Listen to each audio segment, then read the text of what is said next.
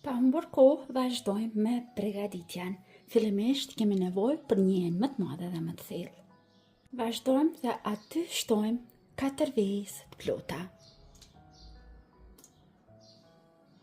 Tani tek vezët do të shtojmë një gotë 250 ml plot me jogurt. Nëse në vendin ku ju jetoni nuk mund ta gjeni si produkt jogurtin, mund ta zëvendësoni me kos. Vazhdojmë që ta shtojmë vajin dhe vaj do të shtojmë vetëm 100 ml.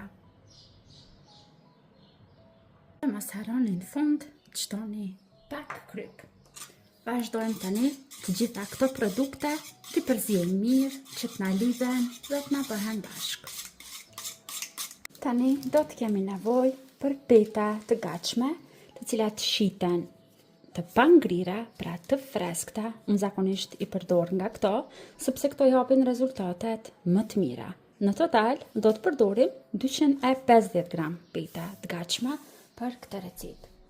Tepsin ku do t'i vendosim që t'na piqen petat, e kam lyer me vaj dhe do të shtojmë 3 petë sipër njëra tjetrës. Dhe tani me përzierjen që përgatitëm dhe që e kemi përzier mirë, vazhdojmë të shtojmë sipër petave.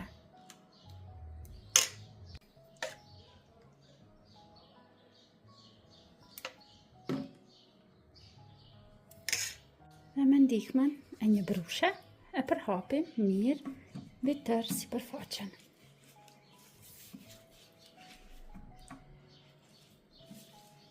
Vazhdojmë tani rendisim edhe 3 petë të tjera. Dhe vazhdojmë tani kështu, i rendisim nga 3 petë 5 rinda. Pra në total 15 peta.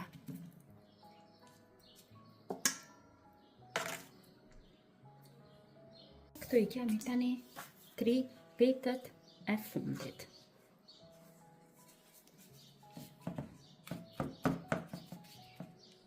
Përsëri shtojmë nga përzierja dhe lyejmë mirë. Dhe tani sipër në tepsi do të shtojmë salcë. Unë zakonisht e përdor këtë salcën me domate bolognese nga marka Italiano, e cila është shumë e shijshme. Shtojmë sipër. Dhe me ndihmën e një luge tani e përhapim tërë salcën e domateve sipër petëve. Pa përgatisim pica byrek dhe në pica byrek duhet të shtojmë salcën e domateve. Shtojmë pak rigon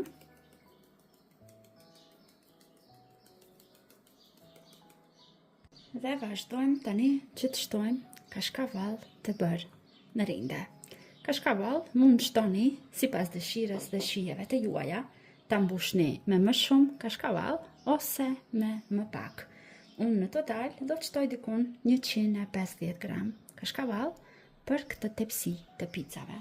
Si e shtojmë edhe kashkavallin, tani vazhdojmë që brenda tek pica shtojmë suxhuk. Mund të shtoni sallon pule, suxhuk, gjithçka sipas shijeve të juaja.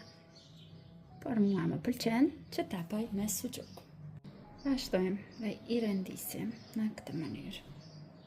Vazhdojmë dhe shtojmë edhe pak këpurdha të konzervuara.